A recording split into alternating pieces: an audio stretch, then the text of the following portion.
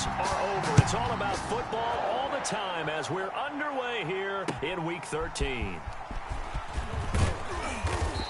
And he's up across the 25 and down at the 28.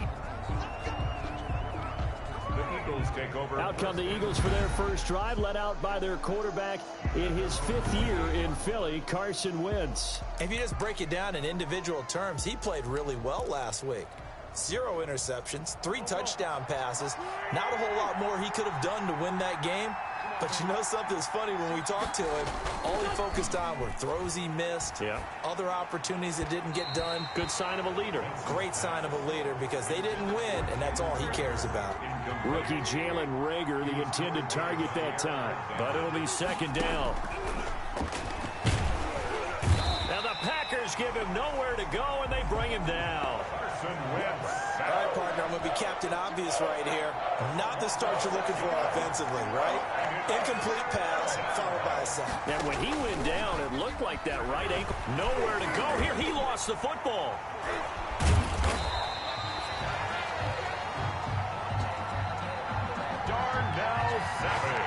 Offensively lucky they're able to keep the football, but now 4th down, so they'll have to boot it away.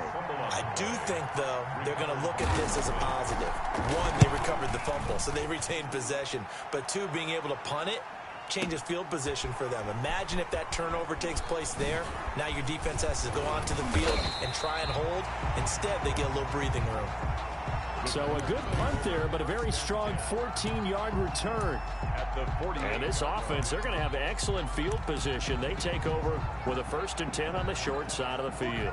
And they'll come out with a 3 tight end look on the first play of the drive.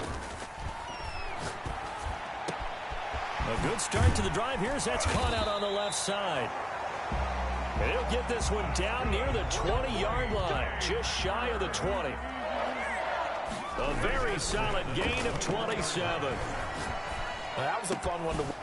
And he's going to take it in. Touchdown, Packers. From 21 yards away. And the Packers have taken the early lead.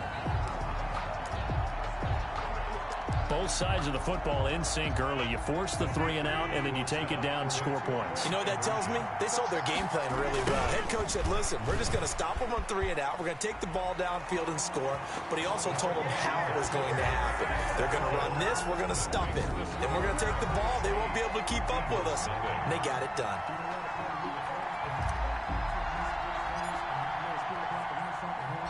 Out is the kickoff unit as they run up and send this one away. Here's James. And they'll get him down inside the 30 at the 27. 1st and 10. At their own 27-yard line. So back onto the field, here come the Eagles for their 2nd drive. And they're coming off a 3 and out, my friend. I think they've got to look at that play sheet and go to a spot that they haven't gone before.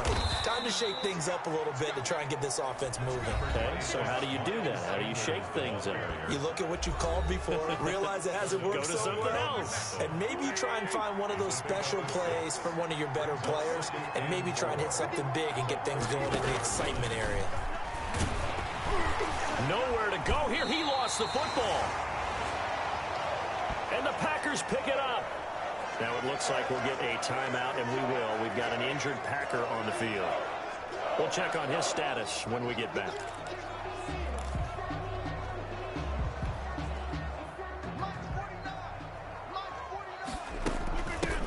And they'll run with a 1,000-yard rusher season ago. This is Aaron Jones. This will be stopped about 2 yards shy of the marker. 8-yard gain, 2nd and 2. Roby Coleman on the tackle. Out of the shotgun, it's Jones. And now they're inside the 10 as he's brought down at the 9. That's good for a Green Bay Packer. It looks like a jumbo set with 3 tight ends here for 1st and goal. And the Packers are looking at 1st and goal as he's tackled all the way down at the 2-yard line. Number 5. I think a lot of people ask the same question all the time. Why do we see so many slants in the red zone? Well, the windows are tighter. Everything's more condensed. It has to be quicker, and you've got to deliver the ball on time. And he will get this into the end zone. Touchdown, Green Bay. 2 touchdown passes now here in this first quarter for Aaron Rodgers. And the Packers are able to stretch that lead out further. You get down near the goal line, this is where having a sure-handed tight end becomes a luxury, and it pays off big time, especially when the defense sells out against the run, and he finds himself open for an easy touchdown. And he'll get into the end zone as the 2-point conversion is successful. I think we're sensing a trend here, 2 first-half touchdowns. After going for 2 after the first score, CD, I thought maybe they would kick the PAT here. No, they get 2 more. No, they decided to really press the advantage because, remember, getting the 2 after the first score, you've already got the other team back on their heels if they're going to mount a comeback. But to go up 2 scores and 2 2-point conversions, you've really got them. Now a hit and a loose football. They're already trailing here in this first quarter. Last thing they needed was to cough the football. Well, they coughed it up, but luckily for them, it went out of bounds. Yeah, still a long way to go. But when you're losing, every possession takes on a little bit more importance, doesn't it?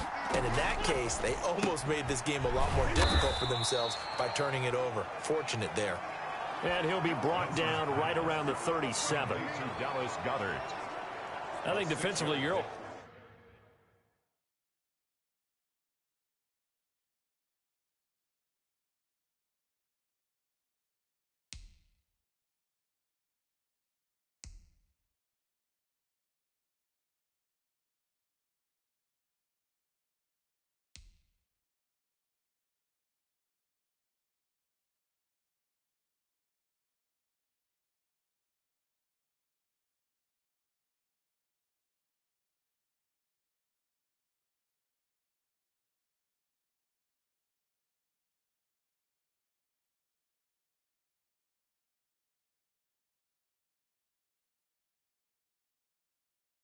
okay with that. Here in the first quarter, he's going to get some catches, but they rallied to him.